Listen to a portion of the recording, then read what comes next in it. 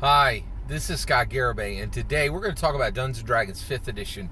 We're going to talk about Wizards of the Coast and Hasbro, and we're going to talk about Renegade Games, and we're going to talk about Essence 20, the new tabletop role-playing game system from Renegade Games, who is picking up the Power Rangers, G.I. Joe, and Transformers tabletop role-playing game properties. Okay, all right. So of course you're going to get J. Scott Garibay exclusive here.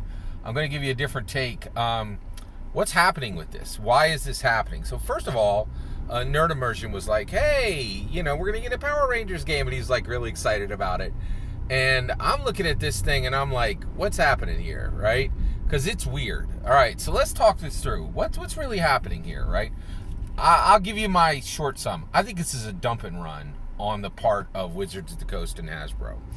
All right, so basically they're dumping a problem on another company and running away and collecting a little bit of money, right? And keeping and doing a little bit of A/B experimenting, in my opinion. All right, so let's talk about this. Okay, so what's really happening here? Okay, so let's talk about the Essence 20 tabletop role-playing game for Power Rangers. It's coming out, and it's going to be released by Renegade Games, all right?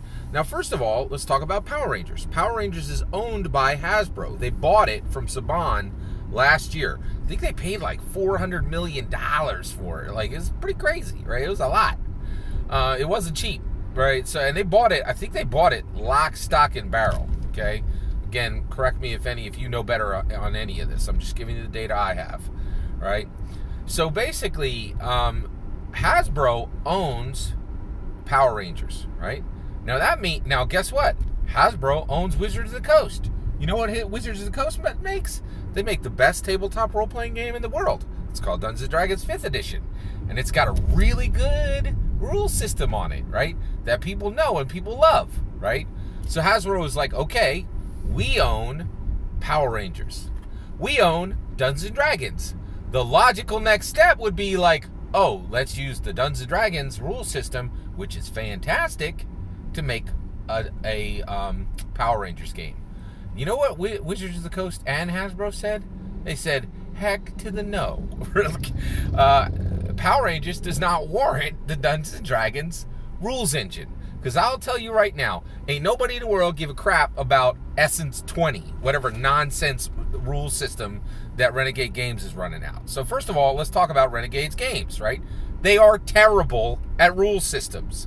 I'll give it to you right here. So one, I have played every single game that Renegade Games has put out, right? And you know why? They are amazing at setting. Okay, Renegade Games has made an absolutely spectacular tabletop role-playing game called Overlight. It has one of the most innovative, most inventive, most really unique and wonderful world settings I have ever seen. It is spectacular. I would love to... Actually, you'll talk about it right here on this channel. I reviewed it quite a while ago, right? Its rule system is pure junk, and guess what? Overlight is spectacular. That game went nowhere. Ain't nobody buying that thing, ain't nobody playing it. It landed in the suck level, right? Like, as far as sales. It's not a suck world. It's an incredible world, but its rules are junk, okay? Kids on bikes, right? Oh, so what's Kids on Bikes? Kids on Bikes is saying, Renegade Games like saying, oh, hey, Stranger Things? You could play that with this game called Kids on Bikes. We filed the serial number off. Complete junk rules. It's all fluffy indie storyteller nonsense, right? It's not crunchy at all, right? It's very PBTA, right? And it's really inspired by PBTA. And if you read it, you can actually say that. Now, just so you're aware, I did go to a special event right here in Philadelphia, and I met the creator of Kids on Bikes. I really like the game. The rules are junk, okay? Kids on Brooms, read it cover to cover, played 2 sessions, right? I've played all their major tabletop role-playing games. All their rules suck. They are not, like, it would have been far better if this Power Ranger game could have gotten the Dungeons & Dragons rule system. It would have been able to be able to sell a lot better. And trust me, Renegade Games is not somewhere you go to get good rules, right? Like, it ain't gonna work that way. So why would Hasbro and Wizards of the Coast dump these properties onto Renegade Games, right? Well, first of all, I think there's very good reasons. I'll give them to you right now. First of all, I've said this before. I'm going to say it now because it's important, and it's an important time to remember it. Tabletop role-playing games are one of the worst business models ever created. They are absolutely terrible. And the reason why is you buy a book for $50 and you could make 1,000 hours of story with it. Okay, so it is incredible value to the buyer, right? But it is incredibly low, bad business model for the creator company. Okay, also, tabletop role-playing games right now only have one market. People who are confident, charismatic, and intelligent. That is a small number of people. I happen to be one of them. So do you. But it's a very small number of people, right? It's a luxury market, right? Like, it's just not, it's not good for selling at scale. And get this. Boy, I'm going to hit you with the facts now, baby. Wait for this one. Tabletop role-playing game licenses suck for every company who owns them. I'll go to hit you with the big one. Has there been a single license that has served a single? Has there been a single intellectual property license that has served a single tabletop role-playing game company well for over a decade? I don't think so. Here, let's count them off. Marvel had no less than 6 different companies who own that license. Not a one of them could make real money on it, right? It cracked the Margaret Weis company in half, right? Margaret Weis had the Marvel Marvel license. I think they put some serious money out for it. It hit a wall so hard and was so embarrassing for that company because they had the biggest license. They had one of the biggest licenses in the world and did nothing with it, right? There's another completely forgotten Marvel tabletop role-playing game that was just pure junk. I don't even remember who owned it. People love Phase Rip. They talk about the chart, but it's 40 years old, right? And now they're spinning it up again, right? And the reality is it ain't going to make no money, right? Like, it's not, right?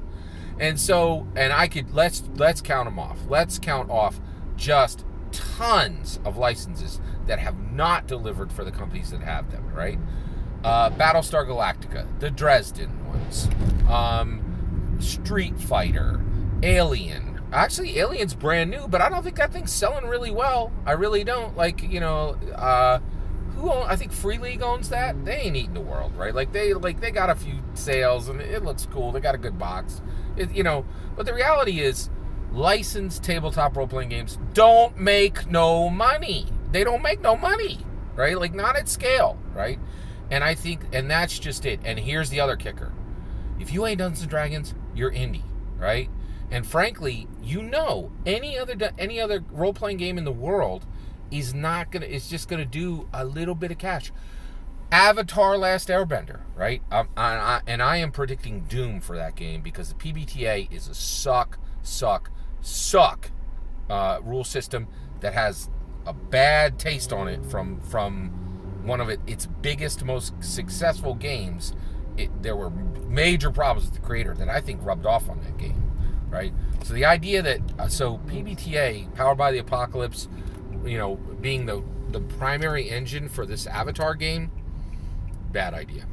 Really, really bad idea, right? And also, like, look at that game. It made $3 million and broke every record. $3 million? Come on! Like, there's cars that cost $3 million. Like, it's just like, it's not good, right? So I think this is a dump and run. I really think that Wizards of the Coast and Hasbro are like, yeah, it would be nice to have these tabletop role-playing games, but they ain't gonna make no money, and frankly, we're just gonna be embarrassed by how little they make, right?